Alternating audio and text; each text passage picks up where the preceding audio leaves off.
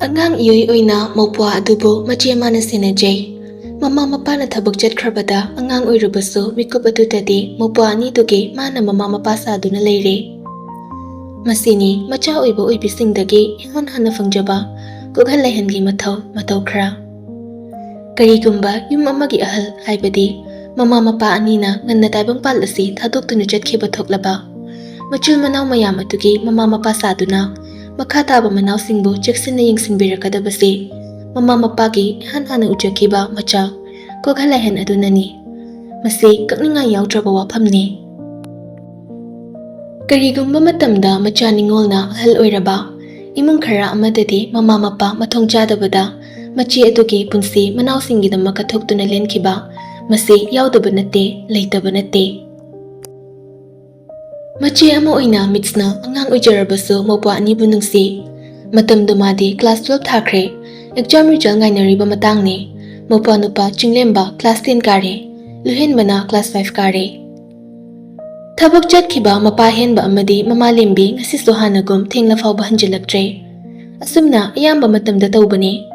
pigliba macha nupido mopwa singbu sinarami amaromda laithokpani khanbasu lali imungi mi watpana amadi leita laira yenglakpada makhoi thabakni hena lumkhibani. Athengba hing aduda matay manaw aniduna halakpagi lambida gari lepthokre lembina hanglei kaidawragi amu henbana khangdene ngaikop ngaphamu waramdani nangso ayenge si haiduna kumthaki kari gari mamangduda yengki lembina gari manungdagi kaidawrage gari semgidi leite makhwang metuna amuk leithoiduna ai nang khangponte famlido tumina phamo. Lembi kumtharakle mapuroibagi manakta changlei aida yadrage aduni khallibase soiba ahoba mai ude tamu wangubadusu gari pirini haidanane khara phaba makhallaga pirakladi sitho ise khangdene ai mina taraga nungairoi ama bibiraklise naraibakto sabra ingbra yengo ahima kaini ke sidi yadaba pige ga piyo ayaba pige ga piyo haibani kaino moina bire iba gari sidi yahandrasu yengpham khangde haibadubu haibani kaino. Ihe mama nangse wayam ngangida hekta tumina layuda. Lembi tumin lekre matang aduda oiram thangba labuk maikaidagi sro tawbagi makhol tare anidu punna tai karino khalli ngahak mamlaba maikai adumda udrasu munna yengi lembina tamo kaino laiga thokpro swaisibo lembi adugumba seran durangi wado nganganu haibani nangbo laima matang chadini nangse chalo gari da karamu ai mapan thoklake hoi kuina ka tawraklano tangkhai ma khaidoklammo tangkhai ma na poro masidi ba hen muchit ke tawe lembe kari ka ke tawrambado chapliptuna tamo kaidore mo lai ki samin phanglati mapan thokpagi mahido na khutna yaraga chasil khudakta chen ki haibani hai lichei lakchingai dane sasat ka khalu gari dana ha mahaki phena bai biraga lembi gari da kaure khara chatlaga leiba upambi singa dugi makhongda leptuna henma mapan thoi asumni paduda makhongna karino mon dawpa patsak amada thengmagum masada phawrakpada henna swai lawi is karino makhongdu yamna thuna satoi mobile gi flashlight thanduna yengi khudakta hena tu chingkhiduna henbana pakhatna sumle wakhal amuk laktuna ningkhang phamthei angang adu sorpikna pikna holami bikup aduda mahak pantha tawda leimaida taduna leriba angang adu bukon khatpe aduga yamna thuna gari leriba domda lakle gari da karakpada angang nupi macha ama pamduna karakpaduda lembi ingangakna mapuroibada yengi magi nupi gi mityeng khanglatuna mityeng du kolu lembi angang sipam ekoi maphamse thaduktuna chatnaba dose lembi ingangakna angang adu bulosili mapuroibadagi magi tampakta leiriba angang aduda munna yengi mamai piktakna mamit ushin taibangi awa ana kauthoktumliba angang adubu yenglaga khudakta mapi sinthakiba khanghode angakpani ngasaidagi yadre leiramba senfam khangde leiramba garido henbana start tawrubada khudakta yarakle ꯑꯗꯨꯗꯒꯤꯗꯤ ꯄꯨꯟꯅ ꯃꯐꯝꯗꯨ ꯊꯥꯗꯣꯛꯂꯝ ꯃꯇꯩ ꯃꯅꯥꯎ ꯑꯅꯤꯗꯨ ꯃꯌꯨꯝꯗ ꯍꯜꯂꯛꯂꯤ ꯃꯌꯨꯝ ꯌꯧꯔꯛꯂꯕꯗ ꯃꯆꯥ ꯑꯍꯨꯝꯅ ꯃꯈꯣꯏ ꯑꯅꯤꯕꯨ ꯉꯥꯏꯔꯝꯃꯤ ꯄꯨꯟꯅ ꯆꯪꯃꯤꯟꯅꯔꯛꯏ ꯃꯃꯥ ꯂꯦꯝꯕꯤꯅ ꯐꯝꯂꯤꯕ ꯑꯉꯥꯡ ꯑꯗꯨꯗ ꯃꯆꯥ ꯑꯅꯤꯅ ꯇꯣꯏꯅ ꯌꯦꯡꯉꯤ ꯃꯆꯥ ꯅꯨꯄꯥ ꯑꯇꯣꯝꯕ ꯂꯨꯍꯦꯟꯕꯗꯤ ꯇꯨꯝꯂꯝꯂꯦ ꯃꯇꯩ ꯃꯅꯥꯎ ꯑꯅꯤꯗꯨ ꯋꯥ ꯀꯌꯥ ꯇꯥꯅꯈꯤ ꯑꯍꯤꯡ ꯑꯗꯨꯗ ꯅꯣꯡ ꯉꯥꯜꯂꯤ ꯄꯨꯂꯤꯁꯇ ꯄꯥꯎ ꯄꯤꯈꯤ ꯈꯕꯔꯗ ꯍꯥꯞꯈꯤ ꯑꯗꯨꯕꯨ ꯑꯉꯥꯡ ꯑꯗꯨꯒꯤꯅꯤ ꯍꯥꯏꯗꯨꯅ ꯀꯅꯥꯒꯨꯝꯕꯤ ꯑꯃꯠꯇ ꯊꯣꯛꯂꯛꯈꯤꯗꯦ ꯅꯨꯃꯤꯠ ꯍꯨꯝꯅꯤꯒꯤ ꯃꯇꯨꯡꯗ ꯄꯨꯂꯤꯁꯇꯒꯤ ꯄꯥꯎ ꯑꯃ ꯂꯥꯛꯈꯤ ꯑꯉꯥꯡ ꯑꯗꯨꯒꯤꯅꯤ ꯍꯥꯏꯕꯗ ꯀꯅꯥꯁꯨ ꯂꯥꯛꯇꯦ ꯍꯥꯏꯗꯨꯅ ꯃꯇꯩ ꯃꯅꯥꯎ ꯑꯅꯤꯗꯨ ꯆꯠꯇꯨꯅ ꯋꯥꯔꯤ ꯁꯥꯈꯤ ꯑꯔꯣꯏꯕꯗ ꯍꯦꯟꯕ ꯋꯥꯔꯦꯞ ꯑꯃ ꯂꯧꯈꯤ ꯊꯦꯡꯂꯕ ꯑꯍꯤꯡ ꯑꯗꯨꯗ ꯑꯉꯥꯡ ꯑꯁꯦ ꯑꯩꯈꯣꯏꯒꯤ ꯈꯨꯠꯇ ꯏꯁꯣꯔ ꯃꯥꯅ ꯁꯤꯟꯅꯕꯤꯔꯛꯄꯅꯤ ꯀꯅꯥ ꯂꯩꯇ꯭ꯔꯕ ꯑꯉꯥꯡ ꯑꯁꯤꯕꯨ ꯆꯦꯛꯁꯤꯟꯅ ꯁꯦꯟꯅꯕꯤꯌꯨ ꯍꯥꯏꯗꯨꯅ ꯌꯥꯇꯪꯕꯤꯔꯛꯄꯒ ꯄꯥꯡꯈꯛꯅꯤ ꯂꯦꯝꯕꯦ ꯑꯉꯥꯡꯁꯦ ꯑꯩꯈꯣꯏ ꯑꯅꯤꯒꯤ ꯑꯁꯦꯡꯕ ꯏꯅ ꯁꯦꯝꯕ ꯅꯠꯇ꯭ꯔꯕꯁꯨ ꯃꯄꯨ ꯃꯥꯅ ꯁꯤꯟꯅꯕꯤꯔꯛꯄ ꯑꯁꯦꯡꯕ ꯃꯅꯤꯅꯤ ꯑꯉꯥꯡꯁꯦ ꯃꯤꯔꯥꯏꯕ ꯍꯧꯅꯗꯦ ꯐꯝꯂꯤꯕ ꯄꯨꯂꯤꯁ ꯑꯣꯐꯤꯁꯔ ꯑꯗꯨꯗ ꯑꯃꯨꯛ ꯑꯣꯟꯁꯤꯟꯗꯨꯅ ꯁꯔ ꯑꯉꯥꯡꯁꯦ ꯑꯩꯈꯣꯏꯅ ꯌꯣꯛꯆꯔꯒꯦ ꯃꯈꯥ ꯇꯥꯕ ꯑꯉꯥꯡ ꯑꯁꯤꯒꯤ ꯃꯔꯝꯅ ꯑꯃꯗꯤ ꯄꯥꯎ ꯑꯃꯠꯇꯅ ꯁꯔ ꯍꯣꯏꯗ ꯌꯦꯠꯁꯤꯟꯕꯁꯨ ꯇꯧꯔꯔꯣꯏ ꯑꯉꯥꯡꯁꯦ ꯏꯆꯥꯁꯛꯅ ꯑꯩꯈꯣꯏꯅ ꯁꯦꯟꯅꯖꯔꯒꯦ ꯄꯨꯂꯤꯁ ꯑꯣꯐꯤꯁꯔ ꯑꯗꯨꯅ ꯃꯨꯟꯅ ꯇꯥꯔꯕ ꯃꯇꯨꯡꯗ ꯍꯥꯏꯔꯛꯏ ꯃꯨꯟꯅꯗꯤ ꯈꯜꯂꯣ ꯑꯉꯥꯡꯁꯦ ꯅꯈꯣꯏꯒꯤ ꯏ ꯅꯠꯇꯦ ꯑꯃꯗꯤ ꯍꯌꯦꯡ ꯀꯣꯟꯅ ꯏꯃꯨꯡ ꯃꯍꯤ ꯂꯥꯡꯗꯨꯅ ꯅꯨꯡꯉꯥꯏꯅꯔꯣꯏꯗꯕ ꯂꯩꯔꯗꯤ ꯑꯩꯅ ꯍꯥꯏꯕꯁꯤꯗꯅ ꯍꯦꯟꯅ ꯐꯒꯅꯤ ꯂꯦꯝꯕꯤꯅ ꯁꯔ ꯃꯗꯨꯒꯤꯗꯤ ꯑꯩꯈꯣꯏ ꯀꯔꯤꯁꯨ ꯄꯦꯟꯗꯕ ꯂꯩꯖꯗꯦ ꯑꯍꯤꯡ ꯑꯊꯦꯡꯕꯗꯨꯗ ꯑꯉꯥꯡ ꯑꯁꯤꯅ ꯏꯇꯝꯕꯥꯛꯇ ꯆꯪꯁꯤꯟꯅ ꯇꯥꯔꯛꯄ ꯃꯤꯀꯨꯞꯇ ꯏꯃꯤꯠꯇꯒꯤ ꯄꯤ ꯇꯥꯗꯨꯅ ꯍꯥꯏꯐꯝ ꯈꯪꯗꯅ ꯋꯥꯈꯤꯕꯅꯤ ꯑꯩꯈꯣꯏꯗ ꯆꯪꯖꯔꯛꯂꯕ ꯑꯉꯥꯡꯁꯦ ꯑꯃꯨꯛ ꯑꯩꯈꯣꯏꯅ ꯑꯣꯔꯐꯥꯟ ꯍꯣꯝꯗ ꯊꯝꯂꯨꯕꯗꯨꯅ ꯍꯦꯟꯅ ꯏꯁꯥꯗ ꯄꯥꯞ ꯂꯪꯖꯕꯒꯨꯝ ꯊꯣꯛꯂꯅꯤ ꯑꯩꯈꯣই ꯑꯉꯥꯡꯁꯦ ꯃꯤꯆꯥꯅꯤ ꯍꯥꯏꯖꯔꯣꯏ ꯏꯆꯥꯗꯒꯤꯁꯨ ꯇꯥꯗ ꯑꯩꯈꯣꯏ ꯌꯣꯛꯆꯔꯒꯦ ꯄꯨꯂꯤꯁ ꯑꯗꯨꯅ ꯐꯔꯦ ꯅꯈꯣꯏ ꯑꯅꯤꯅꯕꯨ ꯑꯗꯨꯝꯅ ꯈꯜꯂꯕꯗꯤ ꯑꯩꯅ ꯀꯔꯤ ꯍꯥꯏꯔꯨꯅꯤ ꯌꯨꯝꯗ ꯄꯨꯊꯔꯛꯂꯦ ꯑꯉꯥꯡ ꯅꯨꯄꯤ ꯃꯆꯥꯗꯣ ꯅꯧꯔꯤꯉꯩ ꯃꯇꯝꯗ ꯃꯤ ꯃꯁꯛ ꯈꯪꯗꯕ ꯉꯥꯛꯇ ꯎꯕꯅ ꯃꯍꯥꯛ ꯇꯨꯃꯤꯟ ꯃꯇꯣꯝꯇ ꯂꯩꯔꯝꯃꯤ ꯃꯆꯤ ꯐꯝꯃꯤ ꯇꯨꯝꯅꯤꯡꯂꯁꯨ ꯐꯃꯨꯡ ꯀꯥꯗꯨꯅ ꯇꯨꯝꯂꯝꯗꯦ ꯌꯦꯅꯈꯥꯗ ꯆꯪꯗꯨꯅ ꯍꯦꯛ ꯇꯨꯝꯂꯝꯒꯅꯤ ꯂꯦꯝꯕꯤꯅ ꯊꯦꯡꯅꯗꯨꯅ ꯄꯨꯔꯛ ꯐꯃꯨꯡꯗ ꯁꯨꯝꯕꯤꯅꯤ ꯀꯔꯤꯒꯨꯝꯕ ꯀꯥꯟꯗꯅ ꯁꯨꯃꯥꯡꯒꯤ ꯃꯇꯥꯏꯗ ꯊꯥꯔꯤꯕ ꯍꯨꯏꯅ ꯇꯨꯝꯅꯕ ꯁꯦꯝꯂꯤꯕ ꯐꯤ ꯑꯃꯣꯠꯄ ꯊꯥꯔꯤꯕ ꯃꯐꯝ ꯑꯗꯨꯗꯁꯨ ꯍꯦꯛ ꯇꯨꯝꯂꯝꯒꯅꯤ ꯍꯦꯟꯕꯅ ꯄꯨꯁꯤꯟ ꯐꯃꯨꯡꯗ ꯁꯨꯝꯕꯤꯅꯤ ꯇꯧꯏ ꯆꯥꯛ ꯂꯥꯝꯂꯁꯨ ꯆꯥꯛ ꯂꯥꯝꯃꯤ ꯍꯥꯏꯗꯦ ꯁꯨꯃꯥꯡ ꯃꯇꯥꯏꯒꯤ ꯍꯨꯏꯒꯤ ꯂꯩꯔꯤꯕ ꯄ꯭ꯂꯦꯠ ꯃꯆꯥ ꯑꯗꯨꯗ ꯍꯨꯏꯅ ꯆꯥꯔꯝꯕꯒꯤ ꯑꯔꯦꯝꯕ ꯈꯔ ꯆꯥꯔꯝꯕ ꯊꯦꯡꯅꯒꯅꯤ ꯂꯦꯝꯕꯤꯅ ꯎꯔꯗꯨꯅ ꯄꯝꯗꯨꯅ ꯍꯦꯛ ꯄꯨꯁꯤꯟꯕꯤꯔꯛꯄ ꯇꯧꯏ ꯅꯣꯡꯃ ꯄꯨꯟꯅ ꯆꯥꯛ ꯆꯥꯃꯤꯟꯅꯔꯤꯉꯩ ꯂꯨꯍꯦꯟꯕꯅ ꯍꯪꯂꯛꯏ ꯃꯥ ꯁꯤ ꯑꯉꯥꯡꯁꯦ ꯀꯩꯒꯤꯅꯣ ꯑꯩꯈꯣꯏꯗ ꯁꯨꯝ ꯂꯩꯔꯤꯁꯦ ꯍꯦꯟꯕꯅ ꯑꯣꯏꯅ ꯈꯨꯝꯃꯤ ꯑꯍꯥꯏ ꯅꯆꯜꯅꯤꯅꯦ ꯏꯆꯜ ꯃꯆꯥ ꯀꯧꯗꯧꯅꯤ ꯂꯨꯍꯦꯟꯕꯅ ꯃꯥꯗꯤ ꯏꯃꯥꯅꯁꯨ ꯄꯣꯛꯁꯨ ꯄꯣꯛꯇꯕꯗ ꯄꯣꯛꯇ꯭ꯔꯁꯨ ꯏꯆꯜ ꯃꯆꯥ ꯑꯣꯏꯕ ꯌꯥꯏ ꯃꯇꯨꯡꯗ ꯑꯗꯨꯝ ꯍꯥꯏꯕ ꯐꯠꯇꯦꯀꯣ ꯏꯆꯥꯇꯣꯝꯕ ꯏꯆꯜ ꯃꯆꯥ ꯈꯛ ꯀꯧꯗꯧꯅꯤꯀꯣ ꯂꯨꯍꯦꯟꯕ ꯃꯉꯛ ꯅꯣꯝꯃꯤ ꯍꯦꯟꯕꯅ ꯃꯔꯝ ꯃꯣꯛꯏꯗ ꯏꯆꯥꯗꯤ ꯂꯨꯍꯦꯟꯕꯅ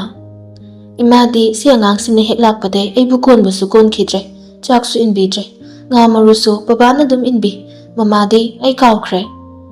ꯍꯦꯟꯕ ꯅꯣꯛꯂꯒ ꯑꯗꯨ ꯍꯥꯏꯅꯨ ꯍꯥꯏꯕꯅꯤꯅꯦ ꯏꯆꯥꯇꯣꯝꯕ ꯁꯤ ꯌꯦꯡꯉꯨ ꯏꯆꯜ ꯃꯆꯥꯁꯤꯗꯤ ꯅꯪꯉꯣꯟꯗꯒꯤ ꯍꯦꯟꯅ ꯄꯤꯛꯂꯤꯅꯤ ꯄꯤꯛꯇ꯭ꯔꯥ ꯑꯗꯨꯗꯤ ꯅꯪꯗꯤ ꯆꯥꯎꯔꯤ ꯏꯆꯜ ꯃꯆꯥꯅ ꯄꯤꯛꯂꯤ ꯑꯗꯨꯒꯤꯅꯤ ꯏꯃꯥ ꯕꯕꯥ ꯂꯩꯇꯕ ꯀꯥꯟꯗꯅꯦ ꯅꯪꯅ ꯑꯃꯨꯛ ꯏꯆꯜ ꯃꯆꯥꯁꯦ ꯁꯦꯟꯅꯗꯧꯅꯦ ꯈꯪꯉꯕ ꯍꯣꯏ ꯑꯗꯣ ꯕꯕꯥ ꯏꯆꯜ ꯃꯆꯥꯒꯤ ꯉꯥ ꯃꯔꯨꯁꯨ ꯑꯩꯅ ꯃꯟꯕꯤꯅꯤꯀꯣ ꯑꯗꯣ ꯑꯩꯈꯣꯏ ꯏꯆꯜ ꯃꯆꯥꯒꯤ ꯃꯤꯡꯗꯤ ꯑꯩꯗꯤ ꯈꯪꯗꯦ ꯃꯆꯥꯅꯨꯄꯤꯕꯨ ꯆꯥꯛ ꯏꯟꯕꯤꯔꯝꯕꯤ ꯂꯦꯝꯕꯤ ꯆꯞ ꯂꯦꯞꯄꯤ ꯍꯦꯟꯕꯁꯨ ꯇꯨꯃꯤꯟ ꯂꯩ ꯂꯦꯝꯕꯤ ꯃꯥꯒꯤ ꯇꯝꯄꯥꯛꯇ ꯐꯝꯗꯨꯅ ꯃꯥꯅ ꯏꯟꯕꯤꯕ ꯉꯥ ꯆꯥꯔꯤꯕ ꯑꯉꯥꯡ ꯑꯗꯨꯗ ꯃꯨꯟꯅ ꯌꯦꯡꯂꯝꯂꯒ ꯅꯣꯛꯐꯦꯠ ꯇꯧꯔꯛꯏ ꯃꯀꯣꯛꯇ ꯅꯨꯡꯁꯤꯅ ꯅꯥꯟꯊꯩ ꯑꯇꯣꯝꯕ ꯅꯪꯒꯤ ꯏꯆꯜ ꯃꯆꯥꯗꯤ ꯄꯨꯝꯍꯦꯟ ꯍꯦꯟꯕꯤ ꯊꯣꯏꯕꯤꯅꯦ ꯏꯆꯜ ꯊꯣꯏꯕꯤꯅꯦ ꯁꯤ ꯍꯥꯏꯅ ꯃꯄꯤ ꯏꯔꯤꯛ ꯑꯃ ꯃꯆꯥ ꯊꯣꯏꯕꯤꯒꯤ ꯄꯥꯏꯁꯤꯟꯅ ꯂꯩꯔꯤꯕ ꯃꯈꯨꯠꯇ ꯄꯣꯞ ꯇꯥꯈꯤ ꯅꯨꯡꯊꯤꯜꯒꯤ ꯃꯇꯝꯅꯤ ꯋꯥꯈꯜ ꯑꯃꯗ ꯂꯩꯔꯝꯕ ꯃꯤꯠꯁꯅ ꯂꯦꯝꯕꯒꯤ ꯀꯣꯜꯗ ꯋꯥꯈꯜ ꯂꯥꯛꯄꯒꯨꯝ ꯃꯃꯤꯠ ꯀꯨꯞꯄꯤ ꯂꯥꯛꯏꯕ ꯀꯣꯜ ꯑꯗꯨ ꯄꯥꯏꯈꯠꯇꯨꯅ ꯃꯤꯠꯁꯅꯥꯅ ꯍꯜꯂꯣ ꯂꯦꯝꯕꯅ ꯇꯥꯕ꯭ꯔꯣ ꯑꯝꯇꯧꯅꯁꯤ ꯍꯧꯖꯤꯛꯂꯣ ꯑꯍꯣꯏ ꯑꯁ ꯑꯉꯥꯡꯁꯨ ꯃꯁꯥ ꯉꯝꯗꯦ ꯃꯇꯥꯡꯗꯤ ꯆꯥꯗꯦꯗ ꯅꯪꯒꯤꯁꯦ ꯊꯦꯡꯁꯨ ꯊꯦꯡꯖꯤꯜꯂꯛꯑꯦ ꯑꯣ ꯑꯉꯥꯡ ꯌꯦꯡꯁꯤꯜꯂꯤꯉꯩ ꯑꯩ ꯀꯧꯊꯣꯛꯑꯒꯦ ꯍꯥꯏꯔꯕ ꯅꯪꯒꯤꯁꯦ ꯃꯤꯠꯁꯅꯥ ꯂꯣꯛꯂꯛꯏ ꯍꯣꯏ ꯎꯅꯔꯁꯤꯁꯦ ꯑꯗꯨꯅꯤꯗꯅ ꯑꯗꯨꯗꯤ ꯉꯥꯏꯔꯝꯃꯣ ꯅꯣꯏꯗ ꯑꯃꯨꯛꯁꯨ ꯁꯠꯂꯥꯒꯦ ꯀꯨꯏꯗꯕꯤ ꯐꯣꯟ ꯊꯝꯂꯛꯂꯦ ꯂꯦꯝꯕ ꯃꯆꯤꯟꯗ ꯁꯣꯜꯂꯤ ꯀꯥꯟꯅꯗꯦ ꯆꯪꯁꯤꯜꯂꯒꯦ ꯑꯔꯤꯕ ꯅꯨꯔꯥꯊꯥꯡꯒꯤ ꯄꯨꯟꯁꯤ ꯑꯣꯏꯔꯒ ꯂꯦꯟꯖꯉꯩ ꯁꯣꯝꯗꯁꯨ ꯃꯤꯠꯁꯅ ꯃꯐꯤ ꯑꯅꯧꯕ ꯑꯃ ꯍꯣꯡꯗꯣꯛꯂꯦ ꯃꯌꯨꯝꯗꯒꯤ ꯊꯣꯛꯂꯛꯂꯝꯗꯥꯏꯗ ꯃꯃꯥꯗ ꯍꯥꯏꯔꯝꯃꯤ ꯂꯦꯝꯕꯤꯁꯨ ꯀꯨꯏꯔꯛꯀꯅꯨ ꯍꯥꯏꯔꯛꯏ ꯃꯥꯅ ꯒꯦꯠꯇ ꯊꯣꯛꯂꯛꯄꯗ ꯉꯁꯤꯁꯨ ꯍꯥꯟꯅꯒꯨꯝ ꯇꯤꯂꯣꯇꯃꯥ ꯃꯃꯥꯏ ꯄꯤꯔꯨꯞ ꯈꯨꯝꯗꯨꯅ ꯆꯦꯟꯈꯤꯅꯕ ꯁꯤꯝ ꯁꯥꯕꯒꯤ ꯁꯃꯤꯟ ꯈꯖꯤꯛ ꯐꯪꯕꯒ ꯃꯥꯅ ꯆꯦꯟꯁꯤꯟꯗꯨꯅ ꯇꯤꯂꯣꯕꯨ ꯐꯥꯔꯦ ꯉꯥꯏꯈꯣ ꯅꯪ ꯀꯅꯥꯅꯣ ꯇꯤꯂꯣꯇꯃꯥꯒꯤ ꯃꯁꯛ ꯎꯕꯗ ꯃꯤꯠꯁꯅ ꯉꯛꯅ ꯅꯪꯕꯨ ꯍꯟꯗꯛꯇ ꯌꯨꯝꯍꯪꯂꯛꯑꯦ ꯍꯥꯏꯕꯗꯣ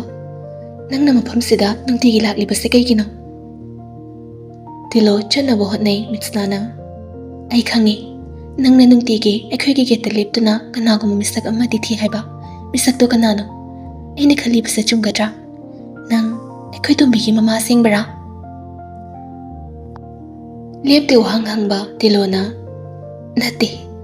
ꯑꯩꯗꯤ ꯀꯅꯥꯁꯨ ꯅꯠꯇꯦ ꯑꯩꯗꯤ ꯀꯅꯥꯒꯤꯁꯨ ꯃꯃꯥ ꯅꯠꯇꯦ ꯑꯩꯒꯤ ꯏꯆꯥ ꯂꯩꯇꯦ ꯍꯥꯏꯔꯝꯗꯨꯅ ꯑꯉꯥꯎꯕꯤꯒꯨꯝ ꯆꯦꯟꯆꯠ ꯆꯠꯈꯤ ꯃꯤꯠꯁꯅ ꯉꯛꯅ ꯑꯃꯗꯤ ꯃꯥꯅ ꯅꯍꯥꯟꯗꯒꯤ ꯈꯜꯂꯤꯕ ꯃꯌꯥꯝꯁꯦ ꯂꯥꯜꯂꯕ꯭ꯔꯥ ꯈꯟ ꯅꯤꯡꯖꯤꯡ ꯃꯥꯡꯖꯤꯡ ꯇꯧꯍꯧꯏ ꯃꯤꯀꯨꯞ ꯑꯗꯨꯗ ꯂꯦꯝꯕꯁꯨ ꯂꯥꯛꯇꯨꯅ ꯄꯨꯟꯅ ꯃꯐꯝ ꯑꯃꯗ ꯂꯥꯛꯂꯦ ꯃꯐꯝ ꯆꯥꯕ ꯑꯃꯗ ꯐꯝꯃꯤꯟꯅꯔꯦ ꯑꯅꯤꯗꯣ ꯂꯦꯝꯕꯅ ꯆꯦꯜꯂꯁꯦ ꯇꯥꯅꯤꯡꯗꯦꯗ ꯃꯇꯥꯡ ꯌꯥꯝ ꯆꯥꯗꯦ ꯅꯪꯒꯤꯁꯦ ꯑꯇꯥꯡ ꯄꯥꯝꯃꯤꯔꯣ ꯀꯥꯏꯗꯤ ꯋꯥꯅꯣ ꯑꯗꯨꯅꯃꯣ ꯑꯩꯅ ꯃꯃꯥꯡꯗ ꯍꯥꯏꯈ꯭ꯔꯕ ꯅꯠꯇ꯭ꯔꯣ ꯑꯇꯥꯡꯒꯤ ꯏꯃꯥ ꯕꯕꯥꯅ ꯅꯪꯕꯨ ꯍꯥꯏꯕ ꯆꯠꯅꯕ ꯋꯥꯂꯨ ꯁꯤꯜꯍꯧꯔꯤꯅ ꯆꯠꯂꯣꯗ ꯇꯥꯅꯤꯡꯗꯦ ꯑꯩꯅ ꯁꯦꯔꯤꯁ ꯇꯥꯔꯤꯁꯤꯒ ꯅꯪꯅ ꯂꯥꯏꯊꯣꯛꯏꯁꯤꯒ ꯑꯁ ꯀꯩꯝ ꯍꯥꯏꯅꯗꯦꯀꯣ ꯅꯍꯥꯟ ꯂꯥꯛꯄꯗ ꯀꯩꯁꯨ ꯍꯥꯏꯔꯝꯗꯦ ꯈꯪꯗꯦ ꯉꯁꯤ ꯆꯦꯜꯂꯁꯦ ꯑꯩ ꯏꯁꯥꯁꯦ ꯇꯦꯟꯁꯟ ꯌꯥꯝ ꯂꯩ ꯀꯩꯗꯧꯔꯒꯦ ꯀꯩꯝꯒ ꯈꯪꯗꯕꯤ ꯃꯑꯣꯡꯗ ꯍꯥꯏꯅꯦ ꯍꯩꯃꯥ ꯀꯩꯗꯧꯔꯒꯦꯕ ꯃꯇꯥ ꯑꯃꯒꯤ ꯅꯨꯄꯤꯅꯤꯅ ꯀꯩꯅꯣ ꯅꯪꯅ ꯇꯦꯟꯁꯟ ꯂꯩ ꯍꯥꯏ ꯅꯠꯇ꯭ꯔꯣ ꯑꯗꯣ ꯀꯩ ꯈꯨꯗꯣꯡꯆꯥꯗꯕ ꯂꯩꯔꯒꯦ ꯍꯪꯕꯅꯦ ꯍꯩꯃꯥ ꯃꯤꯠꯁꯅ ꯄꯦꯔꯞ ꯌꯦꯡꯂꯛꯑꯦ ꯂꯦꯝꯕ ꯍꯟꯗꯛꯇꯤ ꯅꯣꯛꯂꯛꯂꯦ ꯇꯞꯅ ꯍꯥꯏꯔꯛꯑꯦ ꯑꯇꯥꯡꯒ ꯋꯥꯔꯤ ꯁꯥꯈ꯭ꯔꯦ ꯍꯥꯏꯕꯅꯤ ꯃꯣꯏ ꯏꯃꯥ ꯕꯕꯥꯗꯣ ꯑꯣ ꯑꯗꯨ ꯑꯣꯏꯔꯁꯨ ꯆꯍꯤ ꯃꯇꯥꯡꯁꯦ ꯌꯥꯔꯛꯇ꯭ꯔꯦ ꯐꯅ ꯍꯥꯏ ꯁꯥꯕꯅꯤ ꯅꯪꯁꯨ ꯆꯍꯤꯗꯣ ꯂꯤꯔꯕꯅꯤ ꯆꯤꯡꯂꯦꯝꯕꯁꯨ ꯅꯨꯄꯤ ꯄꯨꯁꯤꯟꯒꯦ ꯈꯜꯂꯝꯃꯗꯤ ꯅꯪ ꯂꯩꯗꯨꯅ ꯉꯝꯃꯝꯃꯔꯣꯏ ꯅꯪ ꯆꯞꯁꯁꯅꯤ ꯏꯃꯨꯡꯒꯤ ꯃꯤꯅ ꯇꯥꯜꯂꯛꯇ꯭ꯔꯤꯉꯩ ꯅꯈꯣꯡꯅ ꯊꯣꯡꯅꯅꯦ ꯏꯇꯨꯡ ꯏꯜꯂꯛꯄꯅ ꯂꯦꯝꯒꯗ꯭ꯔꯥ ꯈꯜꯂꯤꯕ ꯋꯥꯊꯤꯗꯤ ꯅꯪꯁꯨ ꯋꯥꯊꯤ ꯇꯥꯍꯜꯂꯤ ꯊꯣꯝꯕꯤꯗꯤ ꯃꯁꯥ ꯀꯝꯗꯧꯔꯦ ꯌꯨꯝꯗ ꯄꯨꯊꯈ꯭ꯔꯕꯣ ꯈꯔ ꯐꯔꯦ ꯄꯨꯊꯔꯛꯑꯦ ꯗꯣꯛꯇꯔꯅ ꯁꯥꯏꯀ꯭ꯔꯦꯇꯤꯁꯀꯤ ꯁ꯭ꯄꯦꯁꯤꯌꯦꯂꯤꯁ ꯑꯃ ꯌꯥꯝ ꯊꯨꯅ ꯇꯥꯅ ꯋꯥꯏꯔꯛꯑꯦ ꯑꯩꯅ ꯍꯥꯟꯅ ꯍꯥꯏꯕꯗꯨꯅꯤ ꯑꯗꯨꯒꯨꯝꯕ ꯑꯃ ꯂꯩꯔꯝꯒꯗ꯭ꯔꯥ ꯍꯥꯏꯗꯅ ꯃꯤꯠꯁꯅ ꯃꯃꯤꯠ ꯐꯩꯅ ꯌꯦꯡꯂꯛꯑꯦ ꯃꯗꯨ ꯎꯕꯗ ꯂꯦꯝꯕ ꯏꯍꯦ ꯑꯩꯅ ꯍꯥꯏꯕꯗꯤ ꯌꯥꯔꯦ ꯇꯣꯛꯑꯣ ꯇꯥꯅꯤꯡꯗ꯭ꯔꯦ ꯇꯧꯔꯤꯁꯤ ꯌꯦꯡꯉꯨꯅꯦ ꯅꯪꯒꯤꯗꯣ ꯑꯩꯈꯣꯏ ꯇꯣꯝꯕꯤꯁꯦ ꯃꯀꯣꯛ ꯆꯥꯛꯏꯁꯤ ꯅꯠꯇ꯭ꯔꯣ ꯍꯥꯏꯅꯤꯡꯉꯤꯁꯦ ꯑꯩꯃꯥ ꯀꯔꯤꯅꯣ ꯃꯁꯤꯕꯣ ꯅꯠꯇꯦ ꯑꯩꯅ ꯍꯥꯏꯕꯗꯤ ꯑꯉꯥꯡꯗꯨꯒꯤ ꯃꯑꯣꯡꯗꯨꯗ ꯀꯩꯗꯧꯔꯕ ꯃꯤꯠꯁꯅꯥꯅ ꯇꯥꯞ ꯎꯛꯇꯨꯅ ꯈꯨꯝꯂꯛꯄꯅꯦ ꯂꯦꯝꯕꯅ ꯇꯣꯄꯤꯛꯁꯦ ꯆꯦꯟꯖ ꯑꯝꯇ ꯇꯧꯊꯣꯛꯁꯤꯁꯦ ꯑꯩꯈꯣꯏ ꯇꯣꯝꯕꯤꯒꯤꯁꯨ ꯇꯧꯗꯦ ꯍꯟꯗꯛꯀꯤ ꯋꯥꯍꯩꯗꯨꯃꯗꯤ ꯃꯤꯠꯁꯅꯥ ꯃꯈꯣꯜ ꯅꯤꯛꯂꯞ ꯍꯥꯏꯔꯛꯄꯅꯦ ꯂꯦꯝꯕ ꯃꯤꯠꯁꯅꯥꯗ ꯌꯦꯡꯉꯦ ꯃꯥꯒꯤ ꯄꯨꯟꯁꯤꯗ ꯀꯔꯤ ꯊꯣꯛꯈꯤ ꯈꯪꯗꯕ ꯅꯣꯏꯗꯤ ꯋꯥ ꯉꯥꯡꯊꯣꯛꯇꯅ ꯇꯨꯃꯤꯟ ꯁꯨꯝ ꯂꯩꯌꯣ ꯃꯤꯠꯁꯅꯥ ꯑꯩꯈꯣꯏ ꯇꯣꯝꯕꯤꯒꯤꯁꯨ ꯇꯧꯗꯦ ꯇꯧꯕꯁꯨ ꯌꯥꯔꯣꯏ ꯇꯧꯅꯔꯤꯕ ꯊꯣꯛꯏꯕ ꯏꯔꯥꯡꯁꯦ ꯑꯁꯨꯝ ꯌꯦꯡꯉꯨ ꯈꯪꯗꯕ ꯅꯪꯗꯤ ꯈꯟꯕꯗꯁꯨ ꯊꯣꯛꯂꯔꯣꯏꯗꯕ ꯋꯥꯔꯤ ꯀꯌꯥꯅ ꯌꯣꯝꯁꯤꯜꯂꯒ ꯁꯨꯝ ꯆꯥꯎꯔꯛꯄꯤ ꯑꯩꯒꯤ ꯏꯅꯥꯎꯒꯤ ꯄꯨꯟꯁꯤꯅꯤ ꯃꯥꯒꯤ ꯃꯇꯧꯗ ꯅꯪꯃꯛꯅ ꯑꯗꯨꯝꯅ ꯑꯅꯤꯔꯛ ꯁꯨꯅ ꯍꯥꯏꯔꯛꯂꯕ ꯑꯩ ꯅꯪꯕꯨ ꯃꯤꯀꯨꯞꯐꯥꯗ ꯊꯥꯗꯣꯛꯄꯁꯨ ꯉꯝꯒꯅꯤ ꯃꯤꯠꯁꯅꯥ ꯑꯩ ꯁꯣꯏꯈ꯭ꯔꯦ ꯅꯪ ꯑꯃꯒ ꯑꯩꯒꯤ ꯏꯅꯥꯎꯒꯤ ꯄꯨꯟꯁꯤꯒ ꯆꯥꯡꯗꯝꯅꯔꯛꯄꯗ ꯅꯪꯉꯣꯟꯗꯒꯤꯗꯤ ꯑꯩꯒꯤ ꯏꯅꯥꯎꯅ ꯁꯔꯨꯛ ꯆꯥꯝꯃ ꯅꯠꯇꯦ ꯂꯤꯁꯤꯡꯗ ꯍꯦꯟꯈ꯭ꯔꯦ ꯋꯥꯔꯤ ꯑꯁꯤ ꯈꯪꯍꯧꯗ ꯌꯥꯝꯅ ꯂꯨꯁꯤꯟꯈ꯭ꯔꯦ ꯈꯪꯂꯛꯄꯗ ꯑꯃꯗꯤ ꯃꯤꯠꯁꯅꯥꯅ ꯅꯨꯡꯉꯥꯏꯔꯣꯏꯗꯕ ꯋꯥꯍꯩ ꯍꯥꯏꯈ꯭ꯔꯦ ꯈꯪꯂꯛꯄꯗ ꯂꯦꯝꯕ ꯍꯦꯟꯅ ꯅꯨꯡꯉꯥꯏꯖꯗ꯭ꯔꯦ ꯃꯤꯠꯁꯅꯥ ꯐꯝꯂꯝꯕꯗꯒꯤ ꯍꯧꯒꯠꯂꯛꯏ ꯆꯠꯂꯁꯦ ꯁꯤ ꯍꯥꯏꯗꯨꯅ ꯒꯥꯔꯤꯅ ꯂꯩꯍꯧꯕ ꯑꯗꯣꯝꯗ ꯆꯠꯈ꯭ꯔꯦ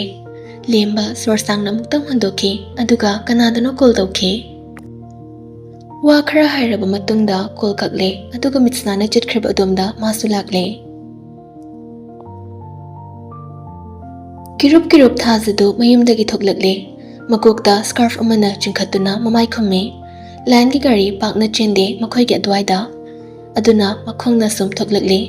ꯏꯁꯣꯔꯅ ꯃꯥꯒꯤ ꯃꯥꯏꯀꯩꯗ ꯂꯩꯕꯅꯔ ꯈꯪꯗꯦ ꯃꯇꯥꯡ ꯆꯥꯅ ꯑꯣꯇꯣ ꯑꯃ ꯂꯥꯛꯂꯦ ꯍꯥꯟꯅꯅ ꯃꯥ ꯑꯣꯇꯣ ꯇꯣꯡꯉꯛꯇ꯭ꯔꯤ ꯑꯃꯨꯛ ꯐꯥꯎꯕ ꯑꯗꯨꯕꯨ ꯉꯁꯤꯗꯤ ꯇꯣꯡꯂꯦ ꯃꯤꯁꯨ ꯑꯃꯠꯇ ꯌꯥꯎꯗꯦ ꯃꯊꯟꯇꯅꯤ khara thorakpaga auto du lepkhre. Thazana kaka khara thuna thobiyu ba. Driver duna bema gari se yadre karam dawni nangbu yamna thengladi atopa amada yawkhragiro. Thaza khumluje auto dagi kumthare bhara pibada driver adu law haiba yadre. Thaza kari so haidre atopa gari lakpri yeng duna chatli chanchat. Khara chatpaga manakta gari ama horn khongi khamjalae. Thaza su bap oida yenglubani kyambu oiduna leiramli. Thaza chatlamba lepkhe kyambana gadore. Thazana kaisu tawdiye. Kai chatoino thabama ai thilamagi lao yarnida lamhang sunna thanda thanamaga hayeng khudong thiba thodi ai buira leba misak amo hen gi khangano yam thinjani magina te gi se karo sa thengre. Thaza suwa hairuje maningda ka khatli kyambana kaidane habano nadagi yumda. Front mirror dagi kyambana Thaza bu yenglakpa mit yengdo Thaza hinabadi oidre kyambu sitana no e atange ket mapada khamle. Thaza na kumthajungai kyamba asikhaktamak hairame aina thilambane haigano ai ma ka mayong naraga awai khum tawba pamde. Kyamba gari thauduna chatkhre. Thaza chatkhriba kyambada ngahak yengi aduga mamai lesilakpada ingangakna yumgi chawna khariba get adugi lunsiliba so adude yenglae. Laina magi michungda leikhrabaso atangnadi magi maikaida leptabagum khankre mikup aduda